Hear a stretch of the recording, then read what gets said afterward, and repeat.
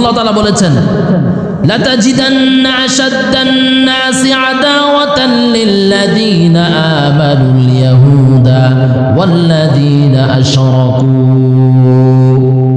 আল্লাহ তাআলা বলেন যতই সুন্দর চেহারা, যতই টাকাওয়ালা, যত সুন্দর করে কথা বলুক, যত নরম দিল দিয়ে হিন্দুত্ববাদীরা, বিধর্মীরা, মুশরিকরা তোমাদেরকে যাই বোঝাক, তোমাদেরকে লেনদেনের ক্ষেত্রে টাকা দিয়ে যত সহযোগিতা করুক, দেশের এমপি হয়েছে, কোন পুলিশ অফিসার হয়েছে, তোমাদেরকে সহযোগিতা করতেছে, রাস্তা করতেছে, ব্রিজ করতেছে, গরিবদেরকে সহযোগিতা করতেছে, রব বলতেছেন যত ভালো কিছুই করুক না কেন, মুশরিক যারা, আল্লাহ তাআলাকে যারা না মেনে অন্য জায়গায় যারা সেজদা করে, এদের আসল চেহারা হলো, মনে রাখবে, এদেরকে তোমরা ওই অবস্থায় শেষ পর্যন্ত পাবে, এরা তোমাদের সাথে শত্রুতা স্থাপন করবে। আদাওয়াতাল লিল্লাযীনা ইয়াহুদা ওয়াল্লাযীনা আশরাকু। আল্লাহ তাআলা বলেছে আমানু, ঈমানদারদের সাথে এই ইহুদি জাতি যতই ভালো সুন্দর কথোপকথন, যতই ভালো সুন্দর মুআমালাত, লেনদেন, যতই সহযোগিতা তোমরা দেখো। আর মুশরিক কারা? মুশরিকের মধ্যে হচ্ছে হিন্দুত্ববাদী, মুশরিকের মধ্যে রয়েছে বৌদ্ধরা, মুশরিকের মধ্যে রয়েছে পাথর পূজারীরা, মুশরিকের মধ্যে রয়েছে আগুন পূজারীরা, মুশরিকের মধ্যে রয়েছে সূর্য পূজারীরা। রব ছাড়া যারা অন্য যারা ইবাদত করে সবাই কি? জোরে বলেন, সবাই কি? মুশরিক। আল্লাহ তাআলা বলতেছে লাতাজিদান্না আশাদ্দান নাস আদাওয়াতান লিল্লাযীনা আমানুল ইয়াহুদা ওয়াল্লাযীনা আশরাকু। এই ইহুদি আর মুশরিকরা যতই ভালো কাজ করুক, তোমরা শেষ পর্যন্ত ওইভাবেই তাদেরকে পাবে যারা মুসলমানদের সাথে শত্রুতা করেছে। যেটা বাস্তব চিত্র আমরা দেখছি।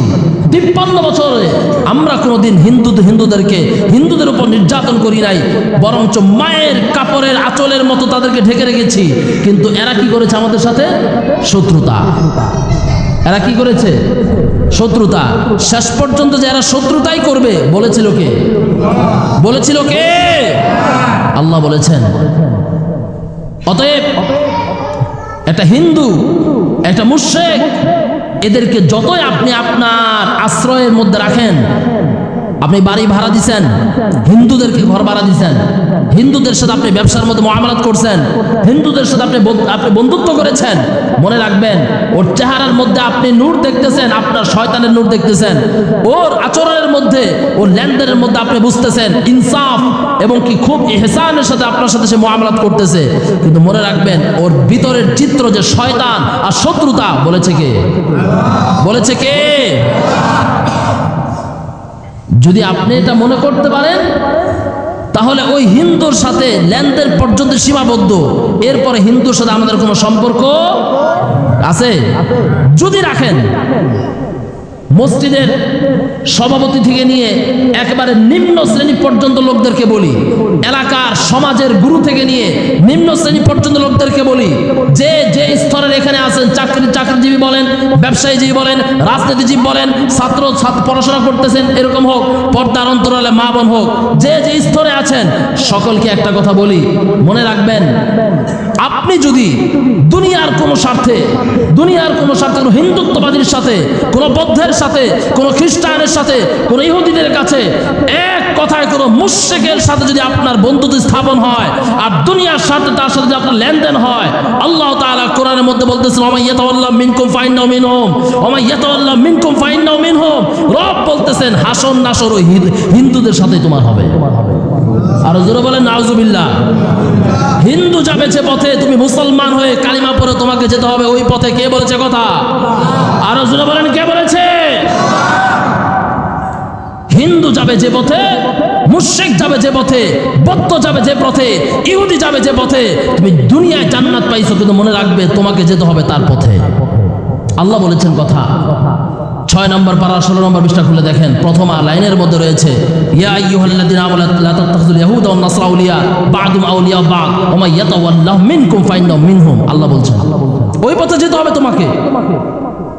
আল্লাহ আমাদের সবাইকে আদর্শবান, সত্য, ঈমানদার একজন মুসলমান হওয়ার তৌফিক দান করেন, বলেন আমিন। বলছিলাম এই হিন্দুরা কোনোদিন মুসলমানদের সাথে শেষ পর্যন্ত ভালো কিছু রাখে নাই। উপরে ভালো চেহারা হলে ভিতরে কি? শত্রুতা। বলেন ভিতরে কি? বলতেছে কে? 1 নম্বর উদাহরণ। 2 নম্বর উদাহরণ, হাদিস, মক্কার মুশরিকরা যখন মুসলমানদের উপর চরম পর্যায়ে নির্যাতন চালাচ্ছিল, সাহাবীদের উপর, নবীজির উপর, মুহাম্মদুর রাসূলুল্লাহ সাল্লাল্লাহু আলাইহি ওয়াসাল্লাম সহ সমস্ত সাহাবাদের উপর যখন চরম নির্যাতন চালাচ্ছিল মক্কার মুশরিকরা, যারা মূর্তির পূজা করত, এক সময় সহ্য করতে না পেরে রাসূলুল্লাহ সাল্লাল্লাহু আলাইহি ওয়াসাল্লাম বলেছেন, তোমরা সবাই হিজরত করো। আল্লাহর নবী সাল্লাল্লাহু আলাইহি ওয়াসাল্লামের এলান হয়ে গেল। একদম সাহাবী তারা হিজরত করে হাবশায় চলে গেছে। জায়গার নাম কি? হাবশা। হাবশার প্রেসিডেন্টের নাম ছিল, বাদশার নাম ছিল বাদশা নাজ্জাশী। বাদশা নাজ্জাশী ওই সময় পর্যন্ত সেও একজন বেঈমান। এই হাদিসটা বলতেছে এই কারণে যে পৌত্তলিক মূর্তি পূজারীরা কত নিম্ন পর্যায়ের, কত খারাপ আচরণকারী হতে পারে একটু খেয়াল করে হাদিসটা শুনে।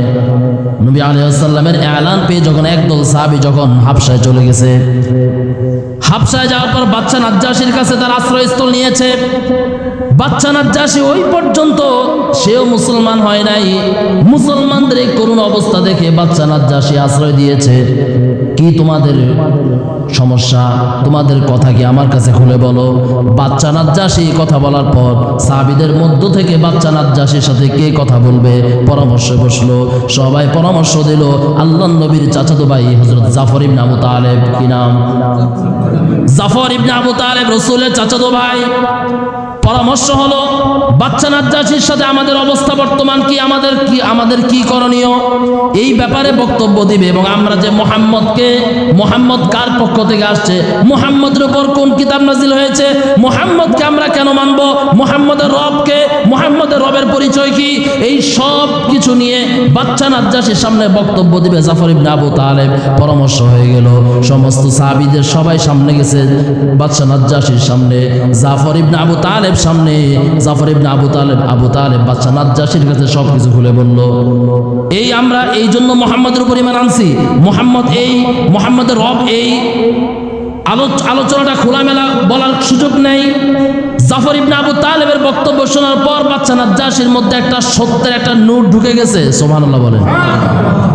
বুঝতে পেরেছে মুসলমানদের অবস্থা এই চরম পর্যায়ে, যেখানে নির্যাতন করতে করতে মুসলমানরা মক্কা ছেড়ে নিজেদের জন্মভূমি ছেড়ে হাবশায় চলে আসছে। এই মতো অবস্থায় মুশরিকদের পক্ষ থেকে একটা চিরকুট পাঠানো হয়েছে, চিঠি পাঠানো হয়েছে, আর কিছু টাকা পয়সা ধন দৌলত, কিছু পুরস্কার উপঢৌকন পাঠানো হয়েছে মুশরিকদের পক্ষ থেকে বাদশা নাজ্জাশীর কাছে। বাদশা নাজ্জাশীর কাছে চিঠি দিয়ে বলা হলো, চিঠি খুলে দেখলো ওইখানে লেখা আছে যে মুসলমান মুহাম্মদের উপর যারা ঈমান আনছে ওরা আজকে আপনার কাছে আশ্রয়স্থল চেয়েছে, আপনার কাছে আশ্রয় গ্রহণ করেছে, আপনি আশ্রয় দিয়েছেন। আজকে ওদেরকে আপনি ছেড়ে দেন, বিনিময়ে যে আপনার জন্য যে উপঢৌকন পাঠানো হয়েছে, এই পুরস্কারগুলো আপনি গ্রহণ করেন, আর এই মুহাম্মদের অনুসরণকারী লোকদেরকে আমাদের কাছে দিয়ে দেন। নাউজুবিল্লাহ। মুহতারাম হাজরিন, হাদিসটি এই জন্য বললাম। এরপরে বাদশা নাজ্জাশী সে জবাব দিয়েছে, কারণ জাফর ইবনে আবু তালেবের বক্তব্য শোনার পর বাদশা নাজ্জাশীর ভিতরে, যদিও তখনও পর্যন্ত সে মুসলমান হয় নাই, কিন্তু তার ভিতরে একটা মুসলমানদের উপর একটা নরম দিল, মুসলমানদের উপর একটা সহযোগিতার, একটা করুণার একটা দিল আল্লাহ তাআলা তার মধ্যে তৈরি করে দিয়েছেন।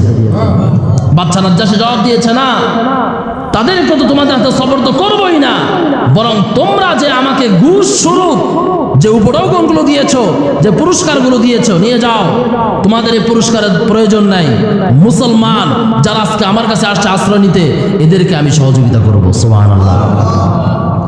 মুহতারাম হাজরিন, উদাহরণটা দিলাম, হাদিসটা বললাম এই জন্য। চিন্তা করেন, নির্যাতন দিতে দিতে আরবের পৌত্তলিক যারা মূর্তি পূজারী মুসলমানদেরকে দেশ থেকে বের করে দিয়েছে, আরেক জায়গায়, আরেক রাষ্ট্রে হাবশায় বাদশা নাজ্জাশীর কাছে আশ্রয় নিয়েছে। এরপরও তারা ক্ষান্ত হয় না, ওইখানে যারা নাজ্জাশীর কাছে চিঠি দিয়েছে মুসলমানদেরকে আমাদের কাছে সবর্দ করো, এদেরকে আমরা শেষ করে ফেলবো। নাউজুবিল্লাহ। এই হচ্ছে হিন্দুত্ববাদ। এই কি বলেন? এই হলো হিন্দুত্ববাদ। যার উপরে যতই সুন্দর চেহারা থাকুক, কোনোদিন মুসলমানদের সাথে এরা ভালো আচরণ করে নাই।